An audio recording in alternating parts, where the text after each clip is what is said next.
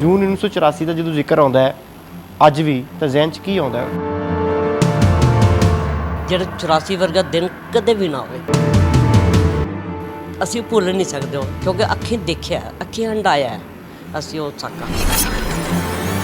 ਮੈਨੂੰ ਯਾਦ ਹੈ, ਨਹੀਂ ਭੁੱਲਦੇ ਉਹ ਮਾਘ ਦੀਆਂ ਠੰਡੀਆਂ ਰਾਤਾਂ, ਸੌਣ ਭਾਦੋਂ ਦੇ ਚਮਾਸੇ,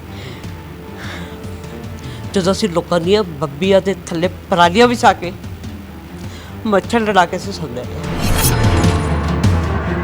ਦਿੱਲੀ ਦੇ ਨਾਲ ਹਮੇਸ਼ਾ ਸਾਡੀ ਟੱਕਰ ਰਹੀ ਹੈ, ਸ਼ੁਰੂ ਤੋਂ ਹੀ ਸਾਡੀ ਸਰਕਾਰਾਂ ਨਾਲ ਟੱਕਰ ਰਹੀ ਹੈ ਅਤੇ ਅਖੀਰ ਦਮ ਤੱਕ, ਮਰਦੇ ਦਮ ਤੱਕ ਇਹ ਸਰਕਾਰ ਨਾਲ ਸਾਡੀ ਟੱਕਰ ਰਹੀ। ਜਦੋਂ ਅਟੈਕ ਹੁੰਦਾ ਦਰਬਾਰ ਸਾਹਿਬ ਦੇ ਉੱਤੇ, ਅਕਾਲ ਤਖਤ ਸਾਹਿਬ ਦੇ ਉੱਤੇ, ਉਦੋਂ ਤੁਸੀਂ ਕਿੱਥੇ ਸੀਗੇ?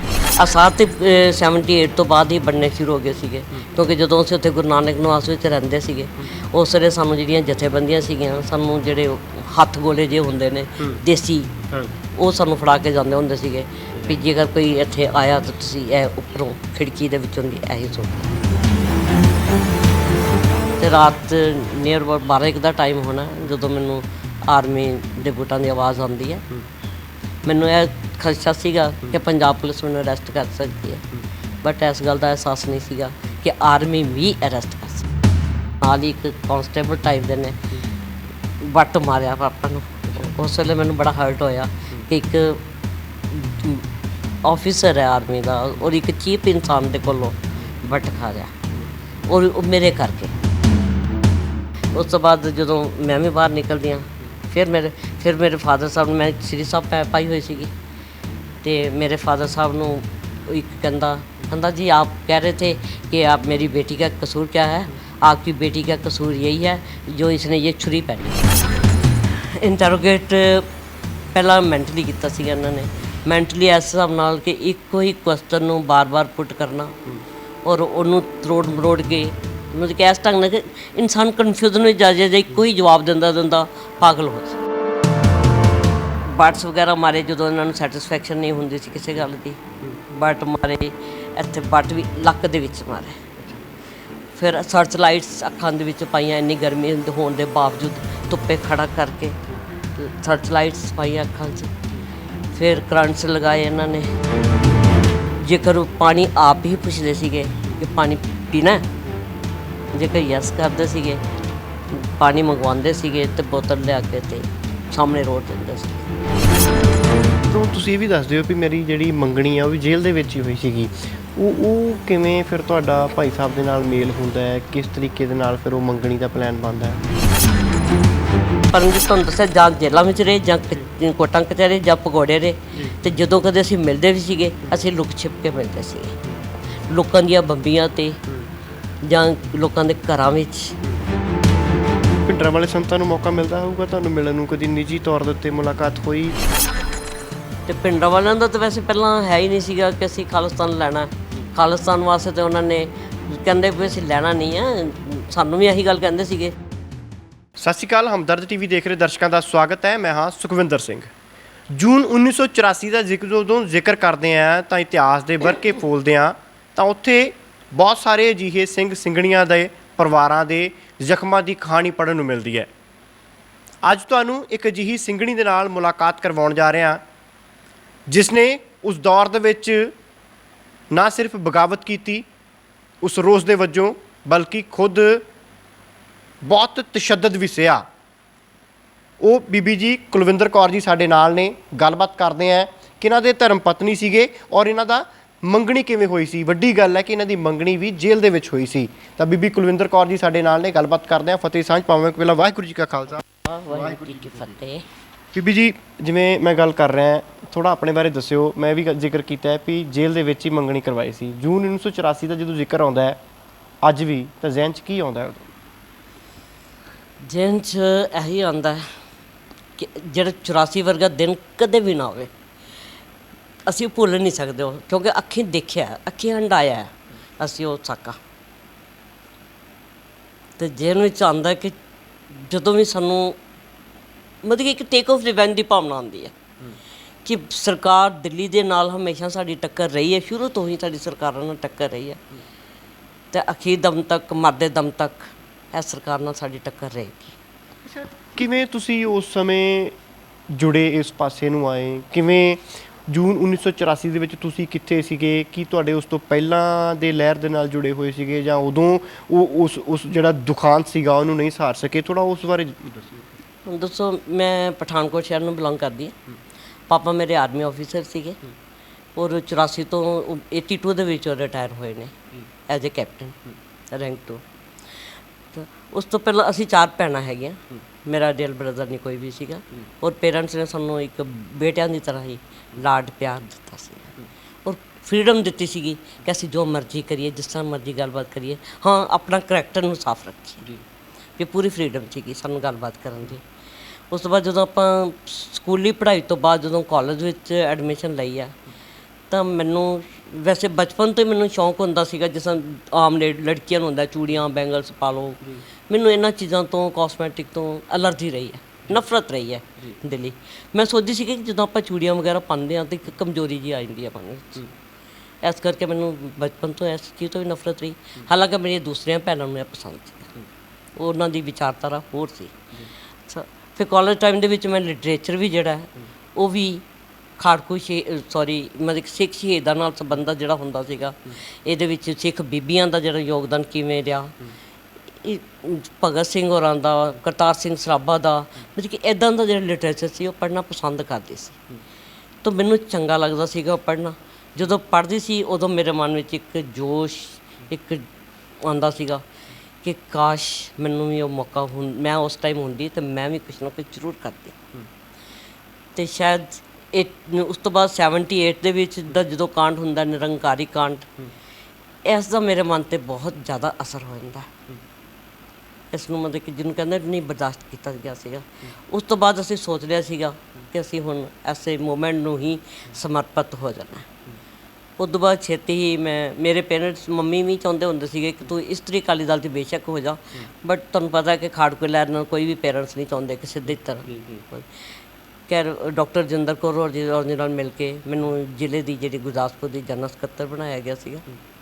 ਬਟ ਇਨਡਾਇਰੈਕਟਲੀ ਆਪਾਂ ਇਹਨਾਂ ਲੋਕਾਂ ਨੂੰ ਮਿਲਦੇ ਸੀਗੇ ਅਤੇ ਜਦੋਂ ਆਪਾਂ ਮੀਟਿੰਗਸ ਕਰਦੇ ਸੀਗੇ ਇਹਨਾਂ ਖਾੜਕੂ ਸਫਾ ਵਾਲਿਆਂ ਨਾਲ ਜਾਂ ਫੈਡਰੇਸ਼ਨ ਵਾਲਿਆਂ ਨਾਲ, ਤਾਂ ਘਰ ਵਿੱਚ ਮੈਂ ਪੇਰੈਂਟਸ ਨੂੰ, ਮੰਮੀ ਨੇ ਇਹੀ ਦੱਸਣਾ ਕਿ ਮੰਮੀ ਮੈਂ LIC ਦੀ ਏਜੰਸੀ ਲਈ ਹੈ, ਕੋਈ ਕੇਸ ਸੀਗਾ ਉਹ ਕਰਨ ਗਈ ਸੀਗੀ।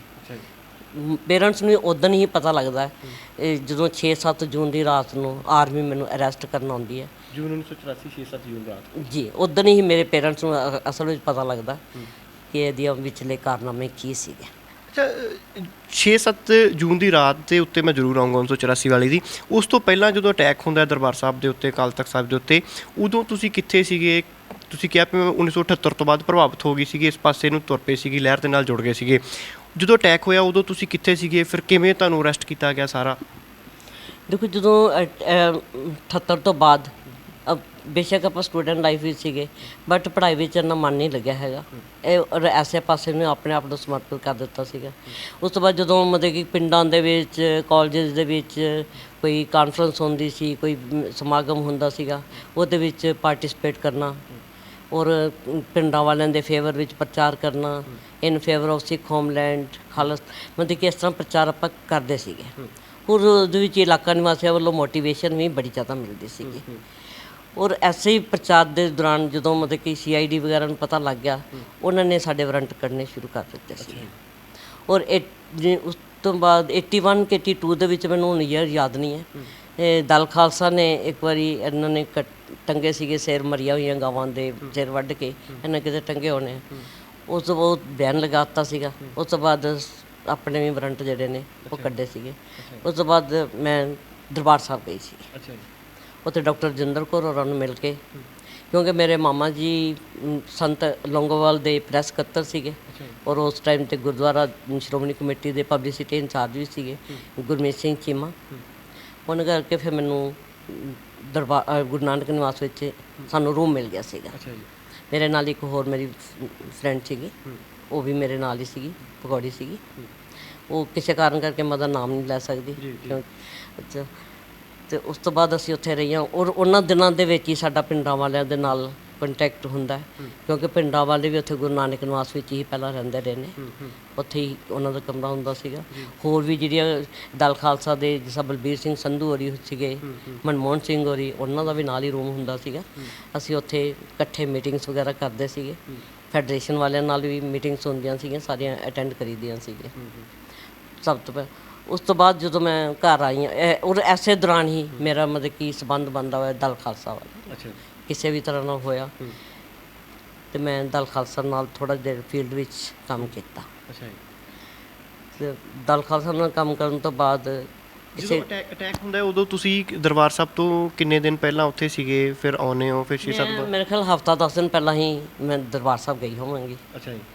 ਤਾਂ ਉੱਥੋਂ ਦੇ ਕੁਝ ਸਿੰਘਾਂ ਨੂੰ ਮਿਲੀ ਵੀ ਹਾਂ, ਬਟ ਡਾਊਟ ਸੀਗਾ ਕਿ ਅਸਾਰ ਇਹੋ ਜਿਹੇ ਬਣਦੇ ਪਏ ਸੀਗੇ। ਅੱਛਾ ਜੀ। ਅਸਾਰ ਤੇ 78 ਤੋਂ ਬਾਅਦ ਹੀ ਬਣਨੇ ਸ਼ੁਰੂ ਹੋ ਗਏ ਸੀਗੇ, ਕਿਉਂਕਿ ਜਦੋਂ ਅਸੀਂ ਉੱਥੇ ਗੁਰੂ ਨਾਨਕ ਨਿਵਾਸ ਵਿੱਚ ਰਹਿੰਦੇ ਸੀਗੇ, ਉਸ ਵੇਲੇ ਸਾਨੂੰ ਜਿਹੜੀਆਂ ਜਥੇਬੰਦੀਆਂ ਸੀਗੀਆਂ, ਸਾਨੂੰ ਜਿਹੜੇ ਹੱਥ ਗੋਲੇ ਜਿਹੇ ਹੁੰਦੇ ਨੇ ਦੇਸੀ, ਉਹ ਸਾਨੂੰ ਫੜਾ ਕੇ ਜਾਂਦੇ ਹੁੰਦੇ ਸੀਗੇ ਵੀ ਜੇਕਰ ਕੋਈ ਇੱਥੇ ਆਇਆ ਤਾਂ ਤੁਸੀਂ ਇਹ ਉੱਪਰੋਂ ਖਿੜਕੀ ਦੇ ਵਿੱਚੋਂ ਦੀ ਇਹੀ ਸੋਚਦੇ। ਅੱਛਾ ਜੀ। ਇੱਦਾਂ ਦਾ ਸੀਗੇ ਅਸਾਰ ਪਹਿਲਾਂ ਤੁਸੀਂ, ਬਟ ਜੂਨ ਦੇ ਵਿੱਚ ਕੁਝ ਜ਼ਿਆਦਾ ਹੀ ਹੋ ਗਿਆ। ਫਿਰ 6-7 ਦੀ ਰਾਤ ਕਿੱਥੇ ਸੀਗੇ, ਕਿਵੇਂ ਰੈਸਟ ਹੁੰਦੀ ਹੈ? ਤੇ ਉਸ ਤੋਂ ਬਾਅਦ ਜਦੋਂ ਮੈਂ ਘਰ ਜਾਂਦੇ ਹਾਂ, ਤੇ 3 ਜੂਨ ਨੂੰ ਗੁਰੂ ਅਰਜਨ ਪਾਤਸ਼ਾਹ ਦਾ ਸ਼ਹੀਦੀ ਦਿਹਾੜਾ ਸੀਗਾ। ਤੇ ਸ਼ਹੀਦੀ ਦਿਹਾੜੇ 'ਤੇ ਫਿਰ ਇੱਕ ਤਾਂ ਕਾਨਫਰੰਸ 'ਤੇ ਬੋਲਣ ਦਾ ਮੌਕਾ ਮਿਲਦਾ ਬੋਲਣ। ਤੇ ਮੈਂ ਗੁਰਦੁਆਰਾ ਸਿੰਘ ਸਭਾ ਮਾਡਲ ਟਾਊਨ ਹੈ, ਉਹ ਸਾਡੇ ਘਰ ਤੋਂ ਕਾਫੀ, ਸਾਡਾ ਘਰ ਡਲਹੌਜੀ ਰੋਡ 'ਤੇ ਸੀਗਾ, ਉਹ ਮਾਡਲ ਟਾਊਨ ਕਾਫੀ ਦੂਰ ਸੀਗਾ। ਤੇ ਮੈਂ ਉੱਥੇ ਜਾਂਦੀ ਹਾਂ, ਤੇ ਪੇਰੈਂਟਸ ਨੂੰ ਮੈਂ ਕੱਲ੍ਹ ਕਹਿ ਕੇ ਜਾਂਦੀ ਹਾਂ ਕਿ ਰਾਤ ਨੂੰ ਮੈਂ ਨਹੀਂ ਆਵਾਂਗੀ, ਕਿਉਂਕਿ ਮੈਂ ਉਹਦੇ ਵਿੱਚ ਕਵੀ ਦਰਬਾਰ ਵੀ ਅਟੈਂਡ ਕਰਨਾ। ਕਹਿੰਦੇ ਜੀ ਠੀਕ ਹੈ। ਦਿਨੇ ਅਸੀਂ ਲੈਕਚਰ ਵਗੈਰਾ ਦਿੱਤੇ ਆ, ਟੋਡਾ ਸਾਹਿਬ ਵੀ ਉਸੇ ਸਟੇਜ 'ਤੇ ਬੈਠੇ ਆ ਦਿਨ ਦੇ ਟਾਈਮ, ਮਿਸਟਰ ਭਾਰਦਵਾਜ ਵੀ ਉੱਥੇ ਬੈਠੇ ਨੇ, ਔਰ ਹੋਰ ਲੋਕਲ ਪਤਵੰਤੇ ਵੀ ਬੈਠੇ ਆ। ਅਸੀਂ ਆਪਣੇ ਆਪਣੇ ਲੈਕਚਰ ਦਿੱਤੇ ਆ। ਭੋਗ ਤੋਂ ਬਾਅਦ ਪ੍ਰਸ਼ਾਦਾ ਪਾਣੀ ਚੱਕ ਕੇ ਤੇ ਮੈਂ ਵਾਪਸ ਜਥੇਦਾਰ ਦੇ ਘਰ ਹੀ ਆ ਗਈ, ਜਿਸਦਾ ਦਿਲਬਾਗ ਸਿੰਘ ਜੀ ਹੁੰਦੇ ਸੀਗੇ ਪਠਾਨਕੋਟ ਤੋਂ। ਅੱਛਾ। ਉਹ ਮੈਨੂੰ ਆਪਣੇ ਘਰ ਲੈ ਜਾਂਦੇ ਆ। ਤਾਂ ਅਸੀਂ ਰਾਤ ਦੇ ਪ੍ਰੋਗਰਾਮ ਦੀ ਤਿਆਰੀ ਕਰ ਰਹੇ ਹੁੰਦੇ ਹਾਂ ਵੀ ਰਾਤ ਨੂੰ ਜਾਣਾ। ਉਸ ਤੋਂ ਪਹਿਲਾਂ ਹੀ 7-7:30 ਦੇ ਕਰੀਬ ਸਾਨੂੰ ਇਨਫੋਰਮੇਸ਼ਨ ਮਿਲਦੀ ਹੈ ਕਿ ਪੂਰੇ ਪੰਜਾਬ ਦੇ ਵਿੱਚ ਆਰਮੀ ਦਾ ਜਾਲ ਵਿਛਾ ਦਿੱਤਾ ਗਿਆ ਤੇ ਨਾਲ ਹੀ ਕਰਫਿਊ ਲਗਾ ਦਿੱਤਾ ਗਿਆ। ਮੈਂ ਉਹਨਾਂ ਘਰ ਵਾਲਿਆਂ ਨੂੰ ਕਿਹਾ ਕਿ ਮੈਨੂੰ ਛੱਡ ਆਓ। ਉਹ ਕਹਿੰਦੇ ਵੀ ਨਹੀਂ, ਤੁਹਾਡੀਆਂ ਪੁਲਿਸ ਸਫਾ ਦੇ ਵਿੱਚ, ਪ੍ਰਸ਼ਾਸਨ ਦੇ ਵਿੱਚ ਤੁਹਾਡੀ ਲਿਸਟ ਬਣੀ ਹੋਈ ਹੈ ਨਾਮ ਦੀ, ਅਸੀਂ ਕੋਈ ਰਿਸਕ ਨਹੀਂ ਲੈਣਾ ਚਾਹੁੰਦੇ। ਇਸ ਕਰਕੇ ਮੈਨੂੰ ਛੱਡਣ ਨਹੀਂ ਆਏ ਸੀ ਉਸ ਦਿਨ। ਪਰ 3-4 ਦਿਨ ਮੈਂ ਉਹਨਾਂ ਦੇ ਘਰ ਰਹੀ। ਘਰ ਫੋਨ ਕਰਨ ਦੀ ਕੋਸ਼ਿਸ਼ ਕੀਤੀ, ਬਟ ਸਾਡੇ ਟੈਲੀਫੋਨ ਕਨੈਕਸ਼ਨ ਜਿਹੜੇ ਨੇ ਉਹ ਕੱਟੇ ਗਏ ਸੀ, ਇਸ ਕਰਕੇ ਕੰਟੈਕਟ ਨਹੀਂ ਹੋ ਪਾਇਆ। 6 ਜੂਨ ਦੀ ਰਾਤ ਨੂੰ ਜਦੋਂ ਥੋੜ੍ਹੇ ਜਿਹੇ ਕਰਫਿਊ ਦੇ ਵਿੱਚ ਢਿੱਲ ਮਿਲਦੀ ਆ, ਉਦੋਂ ਲੋਕ ਮੈਨੂੰ ਛੱਡਣ ਜਾਂਦੇ ਆ। ਤੇ ਪੈਦਲ ਹੀ ਜਾਂਦੇ ਆ ਆਪਾਂ ਟਾਂਡੇ ਮਿੰਡੇ ਰਸਤਿਆਂ ਵਿੱਚੋਂ, ਤੇ ਨੈਚੁਰਲੀ ਉੱਥੋਂ ਦੀ ਸਾਨੂੰ ਟਾਈਮ ਜ਼ਿਆਦਾ ਹੀ ਲੱਗਣਾ। ਤੇ ਮੈਂ ਰਾਤ 8 ਵਜੇ ਨਾਲ ਘਰ ਪਹੁੰਚੀ ਹੋਵਾਂਗੀ। ਤੋ ਪੇਰੈਂਟਸ ਚਲੋ ਦੇਖ ਕੇ ਉਹਨਾਂ ਦੀ ਅੱਖਾਂ ਵਿੱਚ ਖੁਸ਼ੀ ਨਾਲ ਪਾਣੀ ਵੀ ਆ ਜਾਂਦਾ ਕਿ ਚਲੋ ਸਾਡੀ ਬੇਟੀ ਜਿਹੜੀ ਹੈ ਜਿੰਦਾ ਠੀਕ ਠਾਕ ਹੈ ਜੋ। ਤੇ ਉਹਨਾਂ ਲਾਡ ਪਿਆਰ ਦਿੱਤਾ। ਰਾਤ ਦਾ ਅਸੀਂ ਅੰਦਰ ਬੈਠੇ, ਪ੍ਰਸ਼ਾਦਾ ਪਾਣੀ ਦੀ ਕਿਸੇ ਨੂੰ ਭੁੱਖ ਹੀ ਨਹੀਂ ਸੀਗੀ, ਇੰਨੇ ਅੰਦਰ ਮਤਲਬ ਕਿ ਹਿਰਦੇ ਵਿਲੁੰਦਰੇ ਹੋਏ ਸੀਗੇ ਐਸੇ ਦੁੱਖ ਕਰਕੇ। ਅਸੀਂ ਇਹ ਗੱਲਾਂ ਬਾਤਾਂ ਕਰਦੇ ਹਾਂ, ਆਪਣੇ ਆਪਣੇ ਬੈੱਡ 'ਤੇ ਪੈ ਗਏ ਵੀ ਨਾ ਸੁੱਤੇ ਨਾ ਜਾਗਦੇ। ਤੇ ਰਾਤ ਨੀਅਰ ਅਬਾਊਟ 12-1 ਦਾ ਟਾਈਮ ਹੋਣਾ ਜਦੋਂ ਮੈਨੂੰ ਆਰਮੀ ਦੇ ਬੂਟਾਂ ਦੀ ਆਵਾਜ਼ ਆਉਂਦੀ ਹੈ। ਮੈਨੂੰ ਇਹ ਖਦਸ਼ਾ ਸੀਗਾ ਕਿ ਪੰਜਾਬ ਪੁਲਿਸ ਮੈਨੂੰ ਅਰੈਸਟ ਕਰ ਸਕਦੀ ਹੈ, ਬਟ ਇਸ ਗੱਲ ਦਾ ਅਹਿਸਾਸ ਨਹੀਂ ਸੀਗਾ ਕਿ ਆਰਮੀ ਵੀ ਅਰੈਸਟ ਕਰ ਸਕਦੀ ਹੈ। ਅਤੇ ਜਦੋਂ ਪਤਾ ਲੱਗਾ ਕਿ ਆਰਮੀ ਹੈ, ਮੈਂ ਪਹਿਲਾਂ ਮੇਰੇ ਫਾਦਰ ਸਾਹਿਬ ਬਾਹਰ ਨਿਕਲਦੇ ਨੇ, ਜੋ ਕਿ ਆਰਮੀ ਤੋਂ ਪਹਿਲਾਂ ਵੀ ਦੱਸਿਆ ਕਿ ਰਿਟਾਇਰ ਹੋਏ ਸੀਗੇ। ਉਹਨਾਂ ਨੇ ਉਹਨਾਂ ਨੂੰ ਪੁੱਛਿਆ ਕਿ ਕੀ ਕਾਰਨ ਹੈ ਵੀ ਤੁਸੀਂ ਇੰਨੀ ਵੱਡੀ ਤਾਦਾਦ ਵਿੱਚ ਕਿਵੇਂ ਆਏ ਹੋ। ਉਹ ਕਹਿੰਦੇ ਜੀ ਆਪੇ ਤੁਹਾਨੂੰ ਪਤਾ ਲੱਗ ਜਾਏਗਾ। ਨਾਲ ਹੀ ਇੱਕ ਕਾਂਸਟੇਬਲ ਟਾਈਪ ਦੇ ਨੇ ਵੱਟ ਮਾਰਿਆ ਪਾਪਾ ਨੂੰ। ਉਸ ਵੇਲੇ ਮੈਨੂੰ ਬੜਾ ਹਰਟ ਹੋਇਆ ਕਿ ਇੱਕ ਆਫਿਸਰ ਹੈ ਆਰਮੀ ਦਾ ਔਰ ਇੱਕ ਚੀਫ ਇਨਸਾਨ ਦੇ ਕੋਲੋਂ ਵੱਟ ਖਾ ਰਿਹਾ, ਔਰ ਉਹ ਮੇਰੇ ਕਰਕੇ। ਹਰਟ ਤਾਂ ਹੋਣਾ ਹੀ ਸੀਗਾ। ਖੈਰ ਚਲੋ ਦਬਾਉਣਾ ਪਿਆ ਵੀ ਸਮੇਂ ਦੀ ਰਫਤਾਰ ਹੈ। ਉਸ ਤੋਂ ਬਾਅਦ ਜਦੋਂ ਮੈਂ ਵੀ ਬਾਹਰ ਨਿਕਲਦੀ ਹਾਂ, ਫਿਰ ਮੇਰੇ ਫਾਦਰ ਸਾਹਿਬ ਨੂੰ, ਮੈਂ ਸ਼੍ਰੀ ਸਾਹਿਬ ਪਾਈ ਹੋਈ ਸੀਗੀ, ਅਤੇ ਮੇਰੇ ਫਾਦਰ ਸਾਹਿਬ ਨੂੰ एक कहता जी आप कह रहे थे कि आप मेरी बेटी का कसूर क्या है, आपकी बेटी का कसूर यही है जो इसने ये छुरी पहनी हुई है। अच्छा। ਫਿਰ ਉਸ ਵੇਲੇ ਮੇਰੇ ਪਾਪਾ ਵੀ ਗਾਰਡਸ ਨਾਲ ਬੋਲੇ, ਕਹਿੰਦੇ ਸ੍ਰੀ ਛੁਰੀ ਨਹੀਂ, ਇਹ ਸ੍ਰੀ ਸਾਹਿਬ ਹੈ, ਉਹ ਸਾਡੇ ਦਸ਼ਮੇਸ਼ ਪਿਤਾ ਵੱਲੋਂ ਬਖਸ਼ੀ ਹੋਈ ਇੱਕ ਸਾਨੂੰ ਬਖਸ਼ਿਆ ਹੋਇਆ ਗਹਿਣਾ ਹੈ ਸਾਡਾ ਸ੍ਰੀ ਸਾਹਿਬ, ਸਾਡੀ ਤਾਕਤ ਹੈ। ਔਰ ਮੈਂ ਵੀ ਉਹਨਾਂ ਨੂੰ ਕਿਹਾ, ਮੈਂ ਕਿਹਾ ਸਰ ਜਿਸ ਨੂੰ ਤੁਸੀਂ ਛੁਰੀ ਕਹਿ ਰਹੇ ਹੋ ਨਾ, ਇਹੀ ਸਾਡੀ ਤਾਕਤ ਹੈ।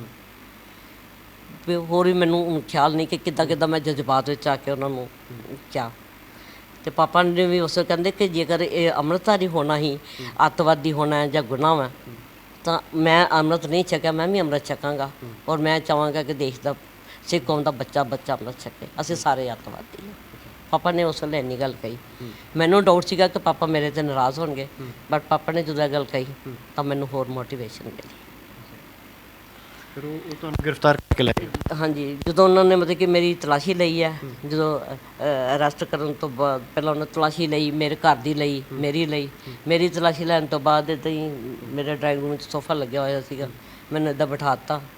ਉਸ ਤੋਂ ਬਾਅਦ ਇੱਦਾਂ ਹੀ ਰੈਕ ਵਿੱਚ ਬੁੱਕਸ ਵਗੈਰਾ ਪਈਆਂ ਸੀਗੀਆਂ, ਉਹਨਾਂ ਦੀ ਫੋਲਾ ਫਾਲੀ ਸ਼ੁਰੂ ਕੀਤੀ।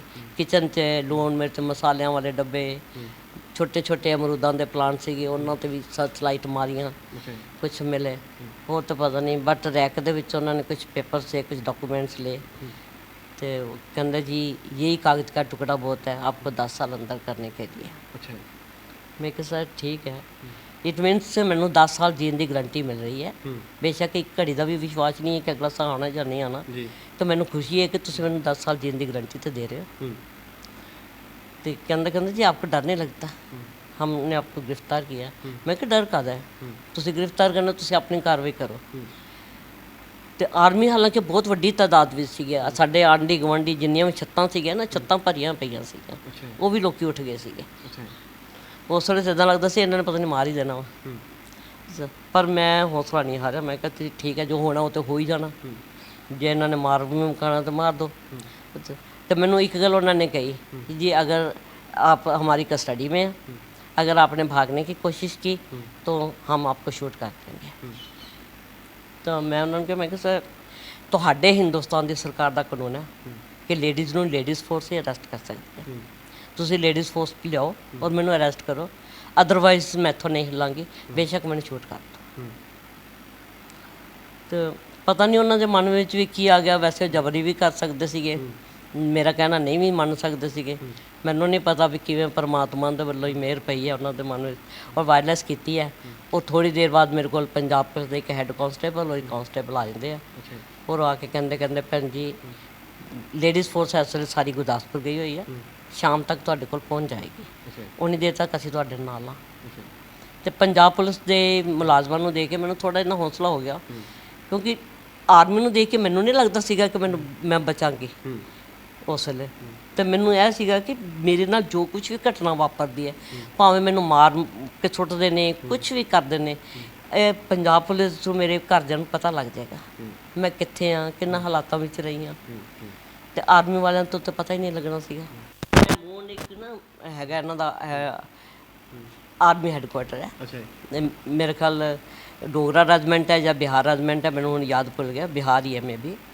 उत्थे लैके आंदे ने, उत्थे जिस वेले खड़दे ने पहलां तो एक बैरक विच बंद कर दिंदे ने, तो घंटे 1.5 घंटे बाद फिर मैनू बुलाया जाता है, एक रूम दे विच बुलांदे ने। उत्थे जिस वेले मैं एंटर करदी हाँ उस रूम दे विच, उत्थे 5-6 ब्रिगेडियर रैंक दे सरदार बैठे होंदे ने, काफ़ी उच्चे लम्मे जवान होंदे ने, वो बैठे होंदे ने। फिर जो मैनू भी बैठन लई इशारा करते हैं, नाले पानी पूनी पिलाते हैं, पोलाइटली मेरे नाल गल, उन्होंने जो भी मेरे नाल गल की पहले दिन पोलाइटली की है। मैंने बस यही पूछा कि तुहाडे लिंक किद्दां होए, तुसीं किहनूं किहनूं जानदे हो। डायरी तो मेरी फड़ी हुई सी, उन्होंने कोल एड्रैस आ गए थे, मैं उन्होंने दे नाम दसते जिहड़े जिहड़े डायरी विच सीगे, क्योंकि मैनूं पता सीगा कि नाम ही दसांगी तां भी इन्हां कोल पहुंचे होए ने। नाले वो है भी इहो ਜਿਹੇ ਸੀਗੇ कि ਜਿਹੜੇ मेरे तो पहलां ही फड़े गए ਸੀਗੇ, जोधपुर जेल वगैरह च भी रहे ने। तो मैं वो दसे, तो बाकी होर जो कुछ भी उन्होंने पोलाइटली पुछगिछ की है। घंटे 1.5 घंटे की पुछगिछ तो बाद उन्होंने मैंने वापस मेरी बैरक विच भेज दिता। उस तो बाद फस्ट डे बस यही गलबात होंदी है। सैकेंड डे फिर मैनू आर्मी हैडकुआटर सॉरी उत्थे कोई रूम सीगा परां बनया होया, उत्थे इंटैरोगेट करते सीगे। किस तरीके दे नाल इंटैरोगेट करते सीगे? इंटैरोगेट ਪਹਿਲਾਂ ਮੈਂਟਲੀ ਕੀਤਾ ਸੀਗਾ ਇਹਨਾਂ ਨੇ।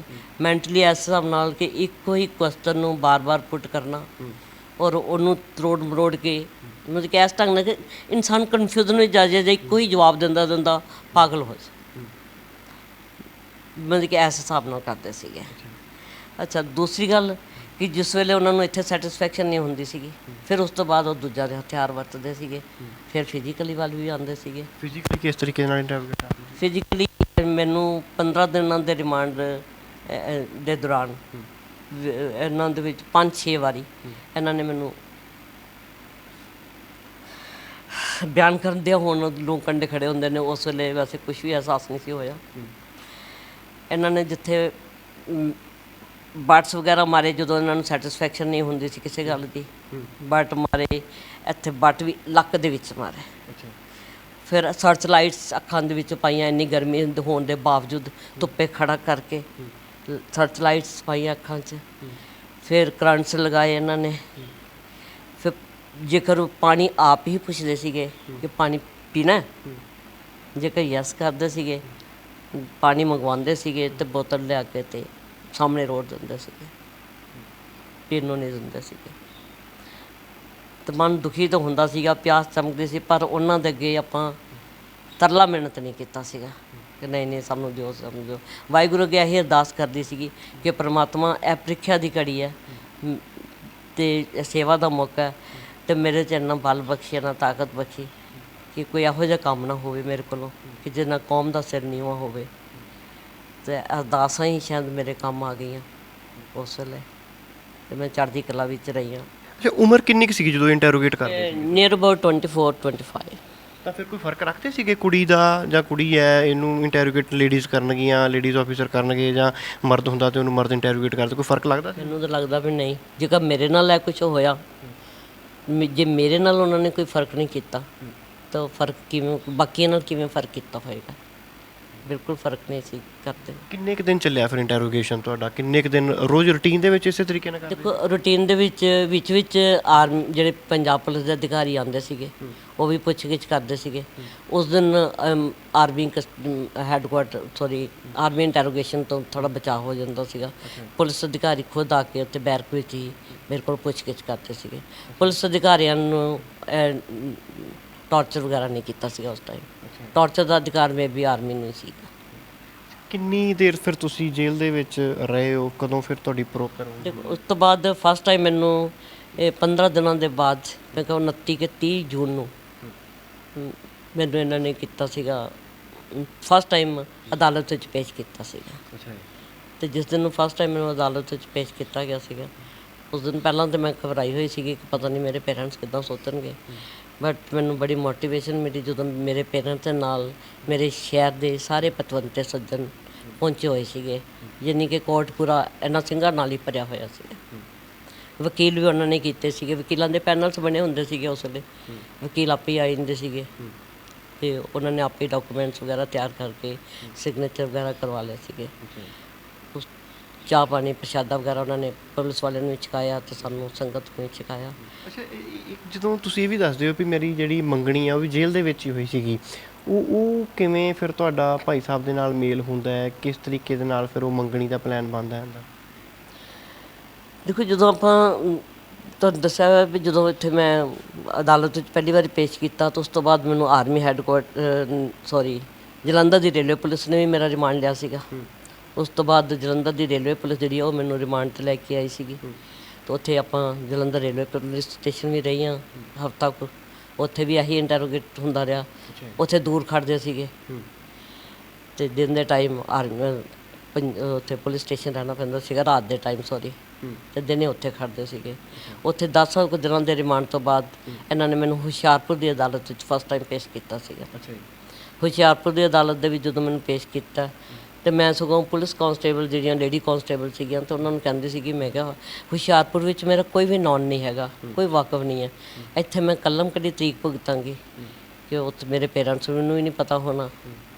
ਖੈਰ ਮੈਸੇਜ ਜਦੋਂ ਤੱਕ ਵੀ ਸੀਗੇ ਅਤੇ ਜਦੋਂ ਅਸੀਂ ਹੁਸ਼ਿਆਰਪੁਰ ਅਦਾਲਤ ਵਿੱਚ ਪਹੁੰਚਦੇ ਹਾਂ, ਅਜੇ ਅਸੀਂ ਉਤਰਨ ਹੀ ਲੱਗਦੇ ਹਾਂ ਅਤੇ ਮੈਂ ਦੇਖਿਆ ਵੀ ਸਿੰਘਾਂ ਦਾ ਨੌਜਵਾਨਾਂ ਦਾ ਇੰਨਾ ਹੜ੍ਹ ਆ ਗਿਆ ਨਾ ਆਪਣੇ ਆਸੇ ਪਾਸੇ ਕਿ ਮੈਂ ਦੇਖ ਕੇ ਹੱਕੀ ਬੱਕੀ ਰਹਿ ਗਈ। ਮੈਨੂੰ ਇਹ ਜਿਹੜੀਆਂ ਲੇਡੀਜ਼ ਕਾਂਸਟੇਬਲ ਸੀਗੀਆਂ ਕਹਿੰਦੇ ਤੁਸੀਂ ਤਾਂ ਕਹਿੰਦੇ ਸੀਗੇ ਕਿ ਮੇਰੇ ਇੱਥੇ ਕੋਈ ਵਾਕਫ ਨਹੀਂ ਹੈ, ਇੱਥੇ ਤਾਂ ਸਾਰੇ ਤੁਹਾਡੇ ਅੱਗੇ ਪਿੱਛੇ ਫਿਰਦੇ ਪਏ ਆ। ਫਿਰ ਮੈਨੂੰ ਕਿ ਮੈਂ ਕਿਹਾ ਵੀ ਵਾਕਈ ਮੇਰਾ ਇੱਥੇ ਕੋਈ ਜਾਣ ਪਛਾਣ ਵਾਲਾ ਨਹੀਂ ਹੈ।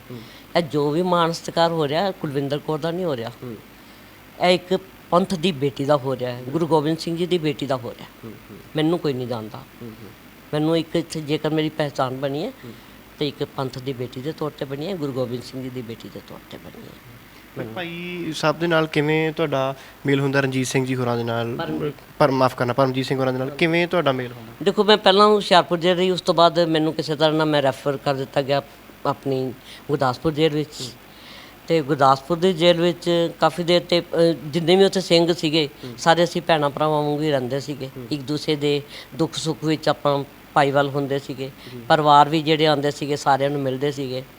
ਅੱਛਾ, ਇਸੇ ਦੌਰਾਨ ਹੀ ਮੈਂ ਇੱਕ ਦਿਨ ਦੇਖਿਆ ਕਿ ਪਰਮਜੀਤ ਹੋਰਾਂ ਦੇ ਮਦਰ ਆਏ ਹੋਏ ਸੀਗੇ ਉੱਥੇ ਮੁਲਾਕਾਤ ਕਮਰੇ ਦੇ ਵਿੱਚ, ਉਹ ਰੋ ਰਹੇ ਸੀਗੇ, ਉਹਨਾਂ ਦੀ ਅੱਖਾਂ 'ਚ ਅਥਰੂ ਦੇਖੇ।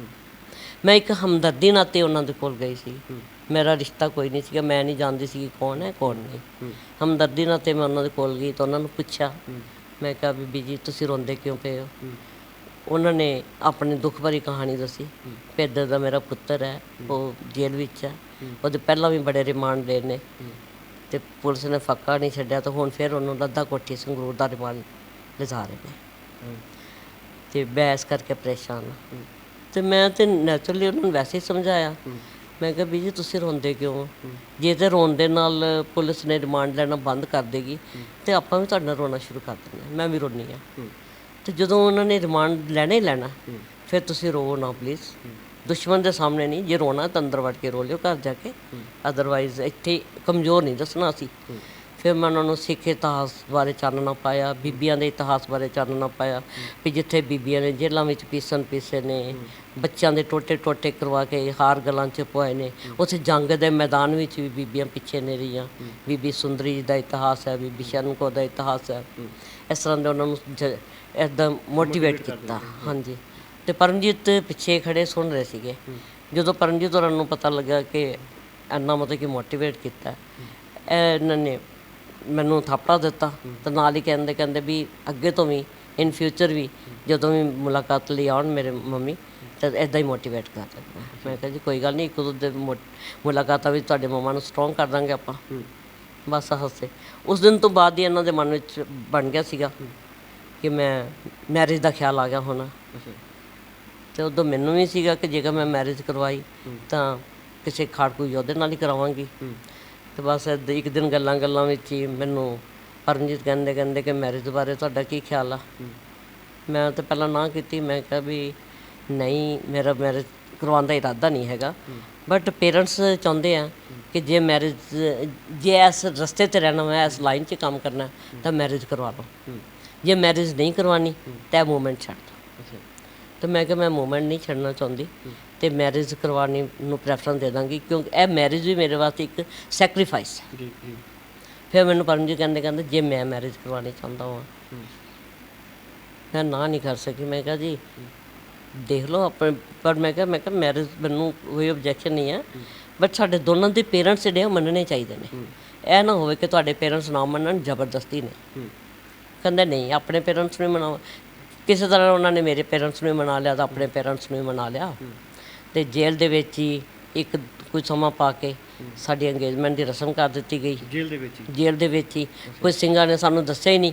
ਉਹ ਦਿਨ ਕੁਦਰਤੀ ਮੇਰੇ ਮੰਮੀ ਔਰ ਮੇਰੇ ਵੱਡੇ ਸਿਸਟਰ ਆਏ ਸੀਗੇ ਮੁਲਾਕਾਤ ਕਰਨ, ਅਤੇ ਪਰਮਜੀਤ ਦੇ ਵੀ ਮਦਰ ਅਤੇ ਇਹਨਾਂ ਦੇ ਚਾਚਾ ਜੀ, ਅਤੇ ਇੱਕ ਸੱਜਣ ਮਿੱਤਰ ਹੋਰ ਸੀਗੇ ਪਿੰਡ ਵਿੱਚੋਂ। 3 ਜਣੇ ਆਏ ਸੀਗੇ, 2 ਜਣੇ ਆਏ ਸੀ।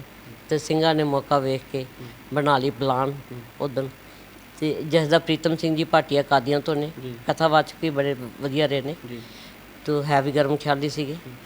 ਉਹ ਕਾਦੀਆਂ ਤੋਂ ਹੋਣ ਕਰਕੇ ਉਹ ਕਹਿੰਦੇ ਮੇਰੇ ਪੇਰੈਂਟਸ ਨੇ ਉਹਨਾਂ ਨੂੰ ਵੀ ਪੁੱਛਿਆ, ਹੋਰ ਜਥੇਦਾਰ ਜਿਹੜੇ ਜਥੇਦਾਰ ਉਜਾਗਰ ਸਿੰਘ ਸੇਖਵਾਂ, ਸੇਵਾ ਸਿੰਘ ਸੇਖਵਾਂ ਦੇ ਫਾਦਰ ਸਾਹਿਬ ਵੀ ਉਦੋਂ ਅੰਦਰ ਸੀਗੇ। ਮੇਰੇ ਮਦਰ ਨੇ ਉਹਨਾਂ ਸਾਰਿਆਂ ਦੀ ਸਲਾਹ ਲਈ ਸੀਗੀ। ਇਹਨਾਂ ਸਾਰਿਆਂ ਨੇ ਕਿਹਾ ਕਿ ਤੁਸੀਂ ਕਰ ਦਿਓ, ਅਸੀਂ ਵਿਚੋਲੇ ਹਾਂ, ਅਤੇ ਮੁੰਡਾ ਨਾਈਸ ਹੈ। ਫਿਰ ਮੰਮੀ ਮੇਰੇ ਮੰਨ ਗਏ ਸੀਗੇ।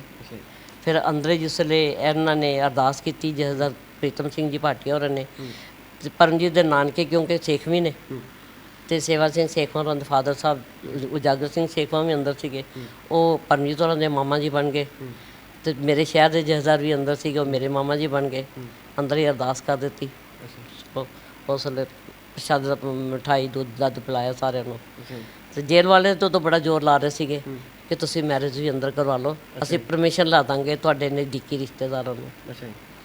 ਪਰ ਉਸ ਵੇਲੇ ਘਰ ਦੇ ਇੰਨਾ ਨਹੀਂ ਮੰਨੇ ਸੀ, ਕਹਿੰਦੇ ਇੰਨਾ ਹੀ ਬੜਾ ਵਾ ਵੀ ਤੁਹਾਡੀ ਅੰਗੇਜਮੈਂਟ ਕਰ ਦਿੱਤੀ ਹੈ, ਵਿਆਹ ਬਾਹਰ ਆ ਕੇ ਕਰਾਂਗੇ। ਫਿਰ ਬਾਹਰ ਆ ਕੇ ਫਿਰ ਮੈਰਿਜ ਵੀ ਹੋਈ। ਫਿਰ ਤੁਸੀਂ ਦੋਨੋਂ ਜਾਣੇ ਕਿੰਨੀ ਦੇਰ ਬਾਅਦ ਜੇਲ੍ਹ ਦੇ ਵਿੱਚੋਂ ਆਏ? ਫਿਰ ਅਗਲਾ ਕੀ ਸੀਗੀ ਲਾਈਫ, ਕਿਵੇਂ ਚੱਲੀ? ਦੇਖੋ ਮੇਰੀ ਤੇ ਹੋ ਜਾਂਦੀ ਹੈ 22 ਜੂਨ 1985 ਨੂੰ, ਸਾਲ ਬਾਅਦ, ਸਾਲ ਤੋਂ ਥੋੜ੍ਹੇ ਦਿਨ ਹੀ ਉੱਪਰ ਬਣਦੇ ਆ। ਅਤੇ ਮੈਂ ਬੇਲ ਆਊਟ ਆ ਗਈ ਸੀਗੀ। ਪਰਮਜੀਤ ਮੇ ਬੀ ਸਪਟੰਬਰ ਜਾਂ ਅਕਤੂਬਰ 1985 ਇਹ ਬਾਅਦ ਵਿੱਚ ਆਏ ਸੀਗੇ। ਤੁਹਾਡੇ 'ਤੇ ਕਿਹੜੇ ਕੇਸ ਪਾਏ ਸੀਗੇ ਉਦੋਂ? ਮੇਰੇ ਤੇ ਜਿਹੜੇ ਪਠਾਨਕੋਟ ਤੋਂ ਪਾਏ ਗਏ ਸੀਗੇ ਉਹ ਤੇ 124 ਹੈ, 153 ਹੈ, 124 ਬੀ ਤੇ 153 ਬੀ, ਇਹ ਬਗਾਵਤ ਦੇ ਸੀਗੇ, ਭੜਕਾਊ ਭਾਸ਼ਣ ਕਰਨ ਦੇ। ਬਟ ਜਿਹੜਾ ਜਲੰਧਰ ਦੀ ਰੇਲਵੇ ਪੁਲਿਸ ਨੇ ਪਾਇਆ ਸੀਗਾ, ਉਹ ਇਹਨਾਂ ਨੇ ਇੰਦਰਾ ਗਾਂਧੀ ਨੂੰ ਥ੍ਰੈਟ ਲੈਟਰ ਲਿਖਣ ਦਾ ਪਾਇਆ ਸੀਗਾ। ਅੱਛਾ ਜੀ। ਮੇ ਬੀ 507 IPC ਧਾਰਾ ਕੁਛ ਇਸ ਤਰ੍ਹਾਂ ਦਾ ਸੀ। ਤਾਂ ਉਹ ਲਿਖੀ ਸੀ ਤੁਸੀਂ ਜਾਂ ਉਹ ਵੈਸੇ ਪੈ ਗਿਆ? ਪਤਾ ਨਹੀਂ ਮੈਨੂੰ, ਉਹ BK ਤੋਂ ਸੀਗੀ, ਬੱਬਰ ਖਾਲਸਾ BK ਲਿਖਿਆ ਸੀਗਾ ਓਨਲੀ, ਕਿਉਂਕਿ ਮੈਨੂੰ ਇੰਟਰੋਗੇਸ਼ਨ ਦੇ ਦੌਰਾਨ ਜਿਹੜੇ ਪੰਜਾਬ ਪੁਲਿਸ ਵਾਲੇ ਪੁੱਛਦੇ ਹੁੰਦੇ ਸੀਗੇ ਕਿ ਤੁਹਾਡਾ ਪੈਟ ਨੇਮ ਕੀ ਹੈ। ਮੈਨੂੰ ਘਰ ਵਿੱਚ ਬੇਬੀ ਕਹਿੰਦੇ ਸੀਗੇ, ਉਹਨਾਂ ਨੇ KB BK ਤੋਂ ਕੁਲਵਿੰਦਰ ਬੇਬੀ ਕਰ ਲਿਆ। ਅੱਛਾ ਜੀ। ਤੇ ਮੇਰੇ 'ਚ ਕੇਸ ਪਾ ਦਿੱਤਾ। ਅੱਛਾ, ਉਹ ਨਜਾਇਜ਼ ਹੀ ਪੈ ਗਿਆ ਸੀ। ਅੱਛਾ, ਕਦੀ ਵੈਪਨ ਵੀ ਰੱਖਣੇ ਪਏ ਜਾਂ ਤੁਸੀਂ ਇੱਕ ਜਿਵੇਂ ਆਪਾਂ ਲਿਟਰੇਚਰ ਵਾਲੇ ਪਾਸੇ ਨੂੰ ਪ੍ਰਚਾਰ ਕਰਨਾ ਹੁੰਦਾ ਹੈ, ਇੱਕ ਤਾਂ ਉਹ ਵਿੱਚ ਬੰਦੇ ਹੁੰਦੇ ਨੇ, ਕਿਸੇ ਪਾਸੇ ਵੀ ਚੱਲ ਜਾਈਏ ਆਪਾਂ, ਜਿਹੜੇ ਉਸ ਤਰੀਕੇ ਨਾਲ ਪ੍ਰਚਾਰ ਕਰਦੇ ਨੇ, ਲੈਕਚਰਸ ਦਿੰਦੇ ਨੇ ਇੱਕ ਪਾਸੇ, ਦੂਸਰੇ ਪਾਸੇ ਜਦੋਂ ਫੀਲਡ ਦੇ ਵਿੱਚ ਉਤਰ ਜਾਂਦੇ ਨੇ, ਹੈ ਨਾ, ਖਾੜਕੂ ਸਿੰਘਾਂ ਦੀ ਮੈਂ ਗੱਲ ਕਰ ਰਿਹਾ, ਤਾਂ ਕਦੇ ਉਹ ਵੀ ਮਿਲਿਆ ਸੀ ਤੁਹਾਨੂੰ ਮੌਕਾ, ਕਦੀ ਵੈਪਨ ਰੱਖ ਕੇ ਕੋਲ? ਮੈਨੂੰ 1 ਸਾਲ ਦੇ ਕਰੀਬ ਉਹੋ ਜਿਹਾ ਮੌਕਾ ਮਿਲਿਆ ਸ਼ਰੇਆਮ। ਉਹ ਵੀ ਦਲ ਖਾਲਸਾ ਜਥੇਬੰਦੀ ਸੀਗੀ, ਅਤੇ ਉਹ ਦਲ ਖਾਲਸਾ ਦਾ ਇੱਕ ਸਿੰਘ ਸੀਗਾ, ਜਲੰਧਰ ਛਾਉਣੀ ਦਾ ਰਹਿਣ ਵਾਲਾ ਸੀਗਾ, ਗੁਰਬਚਨ ਸਿੰਘ ਖਾਲਸਾ। ਉਹਨੇ ਸਭ ਤੋਂ ਪਹਿਲਾਂ ਮੇ ਬੀ ਨੈਸ਼ਨਲ ਫਲੈਗ ਸਾੜਿਆ ਸੀਗਾ। ਅੱਛਾ, ਕਿਸੇ ਤਰ੍ਹਾਂ ਨਾਲ ਮੈਂ ਉਹਨੂੰ ਮਿਲਣਾ ਚਾਹੁੰਦੀ ਸੀਗੀ, ਬਟ ਚਲੋ ਰੱਬ ਨੇ ਕਿਸੇ ਤਰ੍ਹਾਂ ਉਹਦੇ ਨਾਲ ਮਿਲਾ ਦਿੱਤਾ। ਉਹਦੇ ਨਾਲ ਹੀ ਮੈਨੂੰ ਫੀਲਡ ਵਰਕ ਕਰਨ ਦਾ ਜਿਹੜਾ ਮੌਕਾ ਮਿਲਿਆ। ਉਸ ਤੋਂ ਬਾਅਦ ਉਹਦੀ ਸ਼ਾਇਦ ਜੇਕਰ ਉਹ ਮਤਲਬ ਕਿ ਰਹਿੰਦਾ ਤਾਂ ਉਹ ਵੀ ਵੈਸੇ ਚਾਹੁੰਦਾ ਸੀਗਾ ਮੇਰੇ ਨਾਲ, ਬਟ ਉਹ ਪਹਿਲਾਂ ਹੀ ਇੱਕ ਜਲੰਧਰ ਦੇ ਵਿੱਚ ਇੱਕ ਬੰਬ ਬਣਾ ਰਹੇ ਸੀਗੇ ਅਤੇ ਬਲਾਸਟ ਹੋ ਗਿਆ।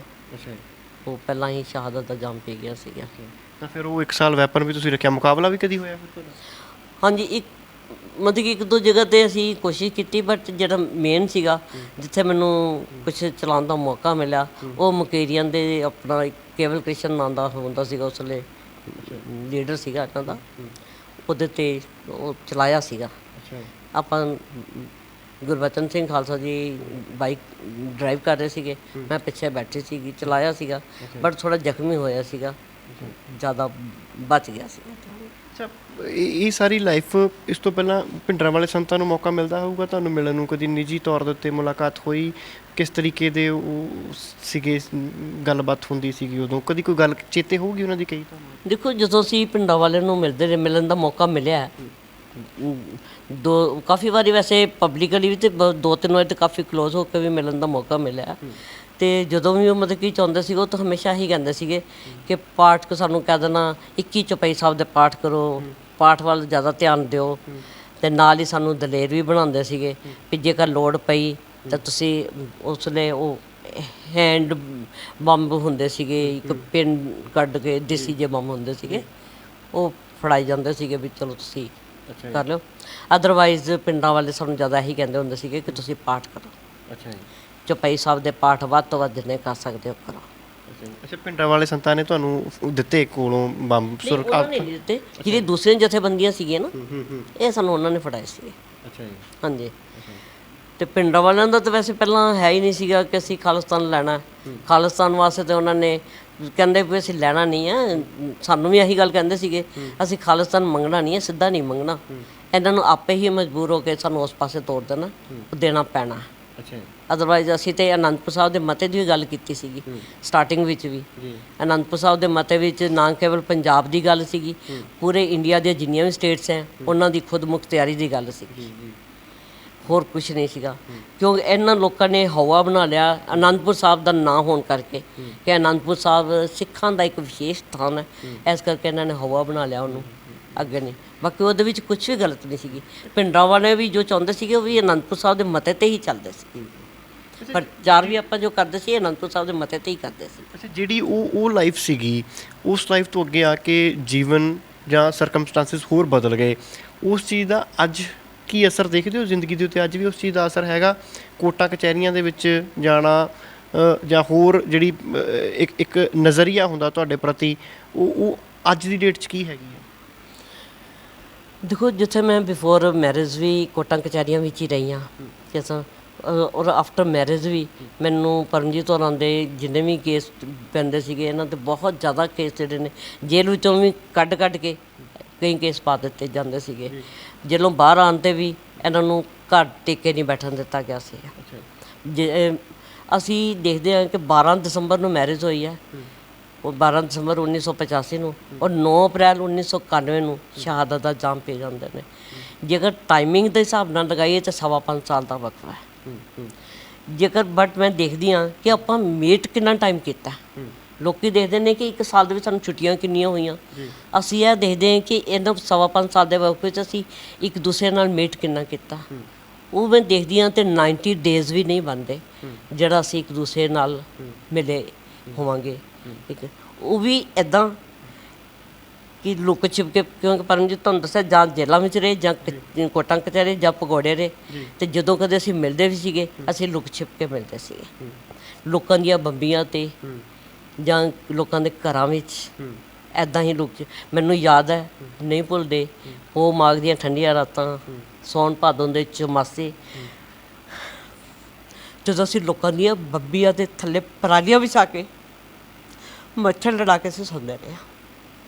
ਔਰ ਕੁਝ ਸਿੰਘ ਬਾਹਰ ਦੇਖ ਰਹੇ ਹੁੰਦੇ ਸੀਗੇ ਕੋਈ ਪੁਲਿਸ ਵਾਲਾ ਨਾ ਆ ਜਾਏ ਜਾਂ ਕੁਛ ਰੇਡ ਨਾ ਹੋ ਜਾਏ, ਸਾਡੀ ਰਾਖੀ ਲਈ ਖੜੇ ਹੁੰਦੇ ਸੀਗੇ। ਉਸ ਟਾਈਮ ਬੜਾ ਮਤਲਬ ਕਿ ਇੱਕ ਜੋ ਸੀਗਾ ਕਿ ਅਸੀਂ ਕੌਮ ਵਾਸਤੇ ਕੁਛ ਕਰ ਰਹੇ ਹਾਂ, ਸਾਨੂੰ ਇਹ ਜਿਹੜਾ ਇਹਨਾਂ ਹਾਲਾਤਾਂ ਦਾ ਮੁਕਾਬਲਾ ਕਰਨਾ ਪੈਂਦਾ ਪਿਆ। ਪਰ ਹੁਣ ਜਦੋਂ ਉਹਨਾਂ ਨੂੰ ਸੋਚੀਦਾ ਨਾ ਉਹ ਸਰਕਮਸਟੈਂਸਿਸ ਕੀ ਸੀਗੇ, ਅਤੇ ਕਈ ਵਾਰ ਮਨ ਭਰਦਾ ਵੀ ਹੈ ਕਿ ਉਸ ਤੋਂ ਬਾਅਦ ਵੀ ਇਹਨਾਂ ਨੇ, ਕਿਉਂਕਿ ਮੇਰਾ ਪਠਾਨਕੋਟ ਦੇ ਵਿੱਚ ਕੇਸ ਹੋਣ ਕਰਕੇ ਇਹਨਾਂ ਨੇ ਇੱਥੇ ਟ੍ਰਾਂਸਫਰ ਕਰਤੇ ਸੀਗੇ ਕਾਹਨੂੰਵਾਨ ਥਾਣੇ ਵਿੱਚ, ਮੇਰਾ ਨਾਮ ਬਲੈਕ ਲਿਸਟਡ ਵਿੱਚ ਰਿਹਾ। ਜਦੋਂ ਵੀ ਕੋਈ ਨਵਾਂ SHO ਜਾਂ ਕੋਈ ਪਿੰਡ ਚੌਂਕੀ ਦੇ ਨਵਾਂ ਇੰਚਾਰਜ SSP ਬਦਲ ਕੇ ਆਉਂਦੇ ਸੀਗੇ ਜਾਂ ਕੋਈ ਲੀਡਰ ਆਉਂਦਾ ਸੀਗਾ, ਉਸ ਟਾਈਮ ਇਹਨਾਂ ਨੇ ਪਹਿਲ ਦੇ ਆਧਾਰ 'ਤੇ ਮੈਨੂੰ ਬੁਲਾਉਣਾ ਥਾਣੇ ਚੌਂਕੀ ਕਿਤੇ ਵੀ। ਔਰ ਈਵਨ ਕਿ ਮੇਰਾ ਪਾਸਪੋਰਟ ਵੀ ਪਹਿਲਾਂ ਨਹੀਂ ਬਣ ਰਿਹਾ ਸੀਗਾ, ਮੈਂ 5-6 ਵਾਰੀ ਟਰਾਈ ਕੀਤੀ ਔਰ ਨਾਮ ਕਢਾਉਣ ਦੀ ਕੋਸ਼ਿਸ਼ ਵੀ ਕੀਤੀ, ਬਟ ਨਹੀਂ। ਹੁਣ ਫਿਰ ਬੜੀ ਮੁਸ਼ਕਿਲ ਦੇ ਨਾਲ, ਜਦੋਂ ਕਰੋਨਾ ਦਾ ਦੌਰ ਸੀਗਾ, ਮੈਂ ਕਿਹਾ 2 ਸਾਲ ਪਹਿਲਾਂ ਹੀ ਮੇਰਾ ਪਾਸਪੋਰਟ ਜਿਹੜਾ ਉਹ ਬਣਿਆ। ਇਸ ਤੋਂ ਪਹਿਲਾਂ ਮੇਰਾ ਪਾਸਪੋਰਟ ਵੀ ਨਹੀਂ ਬਣ ਰਿਹਾ ਸੀਗਾ, ਕਿਉਂਕਿ ਇੰਟੈਲੀਜੈਂਸੀ ਦੀ ਰਿਪੋਰਟ ਜਿਹੜੀ ਹੈ ਉਹ ਗਲਤ ਆ ਜਾਂਦੀ ਸੀਗੀ। ਅੱਜ ਵੀ ਰੌਂਗਟੇ ਖੜੇ ਹੁੰਦੇ ਨੇ? ਅੱਜ ਵੀ ਤੁਸੀਂ ਰੋ ਰਹੇ ਸੀਗੇ, ਅੱਖਾਂ ਭਰ ਆਉਂਦੀਆਂ ਨੇ, ਰੌਂਗਟੇ ਖੜੇ ਹੁੰਦੇ ਹੋਣਗੇ ਜਦੋਂ ਉਹ ਟਾਰਚਰ ਯਾਦ ਆਉਂਦਾ, ਜਦੋਂ ਤੁਸੀਂ ਕਿਹਾ ਰਾਤਾਂ ਬਾਹਰ ਕੱਢਣੀਆਂ? ਉਸ ਟਾਰਚਰ ਨੂੰ ਦੇਖ ਕੇ ਵੀ ਹੁੰਦਾ, ਬਟ ਜਦੋਂ ਅਸੀਂ ਦੇਖਦੇ ਹਾਂ ਕਿ ਸਾਡੇ ਪਵਿੱਤਰ ਗੁਰਧਾਮਾਂ ਨਾਲ ਇੱਦਾਂ ਹੋਇਆ, ਸਾਡੇ ਸ੍ਰੀ ਹੁਣ ਅੱਜ ਕੱਲ੍ਹ ਹਫਤਾ ਹੀ ਉਹ ਚੱਲ ਰਿਹਾ, ਅਤੇ ਜਦੋਂ ਵੀ ਅਸੀਂ ਉਹ ਦੇਖਦੇ ਹਾਂ, ਮੈਂ ਆਪਣੇ ਮਤਲਬ ਕਿ ਪ੍ਰੋਫਾਈਲ ਦੇ ਵਿੱਚ ਪਿਕਚਰ ਸੀ ਉਹ ਹੀ ਪਾਈਆਂ ਹੋਈਆਂ ਨੇ ਸਾਰੀਆਂ, ਠੱਠਾ ਸ੍ਰੀ ਦਰਬਾਰ ਸਾਹਿਬ ਹੈ, ਠੱਠਾ ਸ੍ਰੀ ਅਕਾਲ ਤਖਤ ਸਾਹਿਬ ਹੈ, ਉਹ ਦੇਖ ਕੇ ਵੀ ਰੌਂਗਟੇ ਖੜੇ ਹੁੰਦੇ ਨੇ। ਅੱਜ ਵੀ ਮੈਂ ਉੱਥੇ ਇੱਕ ਸੈਮੀਨਾਰ ਸੀਗਾ, ਉੱਥੇ ਜਾਣਾ ਸੀਗਾ, ਮੈਨੂੰ ਇਨਵਾਈਟ ਕੀਤਾ ਸੀਗਾ, ਬਟ ਮੈਂ ਕਿਹਾ ਚਲੋ ਇਹ ਵੀ ਆਪਾਂ ਨੇ ਮੀਟ ਕਰਨੇ ਆ, ਇੱਥੇ ਵੀ ਆਪਣੇ ਵਿਚਾਰ ਸਾਂਝੇ ਕਰਦੇ ਆ, ਮੈਂ ਇਸ ਕਰਕੇ ਗਈ ਨਹੀਂ ਆ। ਅਦਰਵਾਈਜ਼ ਮੈਂ ਇਹ ਜਿਹੜਾ ਹਫ਼ਤਾਵਾਰੀ ਪ੍ਰੋਗਰਾਮ ਹੈ, ਹਰ ਸਾਲ ਉੱਥੇ ਭਾਵੇਂ 2-3 ਪ੍ਰੋਗਰਾਮ ਹੀ ਅਟੈਂਡ ਕਰਾਂ, ਮੈਂ ਜਾਂਦੀ ਹਾਂ, ਕਿਉਂਕਿ ਇਸ ਨਾਲ ਸਾਡੀਆਂ ਯਾਦਾਂ ਜੁੜੀਆਂ ਹੋਈਆਂ ਨੇ, ਮੇਰੇ ਹਸਬੈਂਡ ਦੀਆਂ ਵੀ, ਮੇਰੇ ਸਿੰਘ ਸਾਹਿਬ ਦੀਆਂ ਵੀ ਯਾਦਾਂ ਜੁੜੀਆਂ ਹੋਈਆਂ ਨੇ। ਔਰ ਹੁਣ ਮੈਂ ਜਿੱਥੋਂ ਤੱਕ ਲਿਟਰੇਚਰ ਦੀ ਗੱਲ ਹੈ ਉਹ ਵੀ ਲਿਖ ਰਹੀ ਹਾਂ, ਹੁਣ ਮੈਂ ਆਪਣੀ ਹਿਸਟਰੀ, ਲਾਈਫ ਹਿਸਟਰੀ ਵੀ ਲਿਖ ਰਹੀ ਹਾਂ, ਉਹ ਆਡਿਟ ਹੋ ਰਹੀ ਹੈ, ਲਿਖ ਲਈ ਹੈ ਪਰਮਜੀਤ ਹੋਰਾਂ ਦਾ ਆਪਣੀ। ਹੋਰ ਵੀ ਮੈਂ ਧੂਨਦੀਪ ਸਿੱਧੂ ਤੇ ਆਪਣੇ ਕਾਫੀ ਕੁਛ ਲਿਟਰੇਚਰ ਵਗੈਰਾ ਦਾ ਲਿਖਦੀ ਹਾਂ। ਅੱਛਾ, ਆਖਰੀ ਸਵਾਲ ਲਊਂਗਾ, ਜਿਸ ਤਰੀਕੇ ਦੇ ਪੰਜਾਬ ਦੇ ਹਾਲਾਤ ਨੇ, ਪਹਿਲਾਂ ਦੀਪ ਸਿੱਧੂ, ਹਾਲਾਂਕਿ ਜਾਂਚ ਦਾ ਵਿਸ਼ਾ ਹੈ, ਜਾਂਚ ਚੱਲ ਰਹੀ ਹੈ, ਮੈਂ ਉਹਦੇ ਉੱਤੇ ਕੋਈ ਸਵਾਲ ਨਹੀਂ ਕਰਦਾ, ਸੰਦੀਪ ਨੰਗਲੰਮੀਆ ਇੱਕ ਚੜ੍ਹਦੀ ਬਰੇਸ ਦਾ ਇੱਕ ਸੁਪਰਸਟਾਰ ਕਬੱਡੀ ਦਾ, ਉਸ ਤੋਂ ਬਾਅਦ ਸਿੱਧੂ ਮੂਸੇਵਾਲਾ ਇੱਕ ਵਰਲਡ ਫੇਮਸ ਕਲਾਕਾਰ। ਕਿਵੇਂ ਦੇਖਦੇ ਹੋ ਹਾਲਾਤਾਂ ਨੂੰ ਪੰਜਾਬ? ਦੇਖੋ ਇਹ ਤੇ ਹਾਲਾਤ ਅੰਡਰਸਟੂਡ ਹੀ ਹੈ, ਹਰ ਕਿਸੇ ਦੇ ਨਜ਼ਰੀਏ ਵਿੱਚ ਆਹੀ ਹੈ ਕਿ ਸਿੱਖ ਇਹ ਜਿਹੜੀ ਵਕਤ ਦੀ ਹਕੂਮਤ ਹੈ ਇਹ ਸਾਨੂੰ ਡਰਾਉਣਾ ਚਾਹੁੰਦੀ ਹੈ ਕਿ ਜਿਹੜਾ ਵੀ ਮਤਲਬ ਕਿ ਜਿਸ ਤਰ੍ਹਾਂ ਹੁਣ ਸਿਮਰਨਜੀਤ ਸਿੰਘ ਮਾਨ ਹੋਰਾਂ ਦੀ ਅੱਜ ਦੇ ਹਾਲਾਤ ਵਿੱਚ ਅਸੀਂ ਦੇਖਿਆ, ਮੈਂ ਅੱਜ ਦੀ ਨਿਊਜ਼ ਵਿੱਚ ਮਾਨ ਸਾਹਿਬ ਵੀ ਬਾਦਲ ਹੋਰਾਂ ਨਾਲ ਕੁਝ ਇਕੱਠੇ ਮੁਲਾਕਾਤ ਹੋਈ ਹੈ। ਖੈਰ ਮਨ ਨੂੰ ਨਿਰਾਸ਼ਾ ਵੀ ਹੋਈ ਹੈ। ਹੁਣ ਪਤਾ ਨਹੀਂ ਕਿ ਉਹਨਾਂ ਨੇ ਕਿਸ ਨਜ਼ਰੀਏ ਤੋਂ ਇਹ ਸੋਚਿਆ, ਹੋ ਸਕਦਾ ਉਹਨਾਂ ਦੇ ਪਿੱਛੇ ਕੋਈ ਚਾਲ ਹੋਵੇ, ਹੋ ਸਕਦਾ ਆਪਣੀ ਜਗ੍ਹਾ ਤੇ ਠੀਕ ਹੋਣ, ਬਟ ਸਾਨੂੰ ਠੇਸ ਪਹੁੰਚੀ ਹੈ। ਬਟ ਇਹਨਾਂ ਤਿੰਨਾਂ ਦੀ ਜਿਹੜੀ ਮਤਲਬ ਕਿ ਅਸੀਂ ਆਮ ਡੈਥ ਨਹੀਂ ਕਹਿੰਦੇ, ਇੱਕ ਪਲਾਨਿੰਗ ਕਹਿੰਦੇ ਆ ਕਿ ਸਾਨੂੰ ਡਰਾਉਣ ਦੇ ਵਾਸਤੇ, ਨੌਜਵਾਨੀ ਨੂੰ ਡਰਾਉਣ ਦੇ ਵਾਸਤੇ ਕਿ ਨੌਜਵਾਨੀ ਇਹੋ ਜਿਹੀ ਚੜ੍ਹਦੀ ਕਲਾ ਵਾਲੇ ਜਿਹੜੇ ਆ ਵੱਲ ਨਾ ਆਵੇ, ਜਾਂ ਜਿਹੜੀ ਸਿੱਖ ਹੋਮਲੈਂਡ ਦੀ ਆਵਾਜ਼ ਹੈ ਉਹ ਨਾ ਚੁੱਕੇ, ਆਪਣੀ ਸਟੇਟ ਦੀ ਗੱਲ ਨਾ ਕਰੇ, ਇਸ ਡਰਾਉਣ ਵਾਸਤੇ ਹੀ ਸਾਨੂੰ ਮਤਲਬ ਕਿ ਕੁਝ ਕੀਤਾ ਜਾ ਰਿਹਾ। ਅਦਰਵਾਈਜ਼ ਅਸੀਂ ਇਹ ਵੀ ਗੱਲ ਗੌਰਮੈਂਟ ਨੂੰ ਕਹਿਣਾ ਚਾਹਾਂਗੇ ਕਿ ਜਦੋਂ ਵੀ ਸ਼ੁਰੂ ਤੋਂ ਲੈ ਕੇ ਗੁਰੂ ਕਾਲ ਦੇ ਸਮੇਂ ਤੋਂ ਲੈ ਕੇ ਸਾਡੀ ਟੱਕਰ ਹਮੇਸ਼ਾ ਹੀ ਦਿੱਲੀ ਨਾਲ ਰਹੀ ਹੈ, ਸਾਡੀ ਕਿਸੇ ਖਾਸ ਫਿਰਕੇ ਨਾਲ ਨਹੀਂ ਰਹੀ। ਬੇਸ਼ੱਕ ਸਾਨੂੰ ਬਦਨਾਮ ਕੀਤਾ ਗਿਆ, ਇਹ ਹਿੰਦੂ ਵਿਰੋਧੀ ਹੈ, ਬਟ ਮੇਰੇ ਪਿੰਡ ਵਿੱਚ ਹਿੰਦੂ ਬਹੁਤ ਨੇ, ਮੇਰੇ ਪਿੰਡ ਦੇ ਹਿੰਦੂ ਵੀ ਮੇਰੀ ਬੜੀ ਇੱਜ਼ਤ ਕਰਦੇ ਨੇ, ਰਿਸਪੈਕਟ ਦਿੰਦੇ ਨੇ। ਜਿੱਥੇ ਸਾਡਾ ਘਰ ਸੀਗਾ ਪਿੰਡ ਵਿੱਚ, ਨਾਲ ਹੀ ਹਿੰਦੂਆਂ ਦਾ ਘਰ ਸੀਗਾ, ਹਿੰਦੂ ਬਾਹਮਣ ਦਾ। ਜਦੋਂ ਕਦੀ ਪੁਲਿਸ ਆਉਂਦੀ ਸੀ ਉਹਨਾਂ ਨੂੰ ਪੁੱਛਦੀ ਸੀਗੀ ਕਿ ਤੁਹਾਨੂੰ ਡਰ ਨਹੀਂ ਲੱਗਦਾ ਕਿ ਤੁਹਾਡੇ ਨਾਲ ਅੱਤਵਾਦੀ ਦਾ? ਕਹਿੰਦਾ ਜੀ ਮੈਂ ਤਾਂ ਤੁਹਾਡੇ ਕੋਲੋਂ ਸੁਣਦਾ ਵਾਂ ਅੱਤਵਾਦੀ ਹੈ, ਉਹ ਤਾਂ ਸਾਡੇ ਪਿੰਡ ਦੀ ਢਾਲ ਹੈ। ਕਿਉਂਕਿ ਜਦੋਂ ਪਲਾਇਨ ਕਰਕੇ ਸਾਰੇ ਹਿੰਦੂ ਜਾ ਰਹੇ ਸੀਗੇ ਨਾ ਪਿੰਡਾਂ ਦੇ, ਪਰਮਜੀਤ ਨੇ ਆਪਣੇ ਇਲਾਕੇ ਵਿੱਚ ਸਾਰਿਆਂ ਨੂੰ ਇਹ ਗੱਲ ਕਹੀ ਸੀਗੀ ਕਿ ਜਿੰਨੀ ਦੇਰ ਤੱਕ ਮੈਂ ਜਿੰਦਾ ਕਿਸੇ ਨੂੰ ਇੱਥੋਂ ਜਾਣ ਦੀ ਲੋੜ ਨਹੀਂ ਹੈ, ਜਿਹੜਾ ਵੀ ਕੋਈ ਤੁਹਾਡੀ ਵਾਹ ਵੱਲ ਦੇਖੂਗਾ ਪਹਿਲਾਂ ਮੇਰੀ ਲਾਸ਼ ਤੋਂ ਲੰਘੇਗਾ। ਔਰ ਇਹੀ ਕਾਰਨ ਹੈ ਕਿ ਹਿੰਦੂ ਕੈਟਾਗਰੀ ਵੀ ਮੇਰੀ ਅੱਜ ਬੜੀ ਇੱਜ਼ਤ ਕਰ ਰਹੀ ਹੈ। ਗੱਲਬਾਤ ਕਰਨ ਲਈ ਬੀਬੀ ਜੀ ਬਹੁਤ ਬਹੁਤ ਧੰਨਵਾਦ। ਤਾਂ ਇਹ ਸੀਗੇ ਬੀਬੀ ਕੁਲਵਿੰਦਰ ਕੌਰ ਜੀ। ਵੱਡਾ ਤਸ਼ੱਦਦ ਇਹਨਾਂ ਦੇ ਵੱਲੋਂ ਸਿਆ ਗਿਆ, ਇਹਨਾਂ ਦੇ ਪਤੀ ਦੇ ਵੱਲੋਂ ਸ਼ਹਾਦਤ ਦਿੱਤੀ ਗਈ ਜਦੋਂ ਜੂਨ 1984 ਦੇ ਵਿੱਚ ਸ੍ਰੀ ਅਕਾਲ ਤਖਤ ਸਾਹਿਬ ਦੇ ਉੱਤੇ ਅਟੈਕ ਹੁੰਦਾ ਹੈ। ਤਾਂ ਰੋਸ ਇੰਨਾ ਸੀਗਾ ਕਿ ਘਰ-ਬਾਰ ਤਿਆਗ ਦਿੱਤੇ, ਬੀੜਾਂ ਦੇ ਵਿੱਚ ਰਾਤਾਂ ਕੱਟੀਆਂ, ਉਸ ਦੁੱਖ ਦਰਦ ਤਕਲੀਫ ਨੂੰ ਆਪਣੇ ਉੱਤੇ ਹੰਢਾਇਆ, ਅਤੇ ਅੱਜ ਵੀ ਹੌਸਲੇ ਬੁਲੰਦ ਨੇ। ਕੈਮਰਾਮੈਨ ਰਈਸ ਦੇ ਨਾਲ ਸੁਖਵਿੰਦਰ ਸਿੰਘ, ਹਮਦਰਦ TV, ਕਾਦੀਆਂ।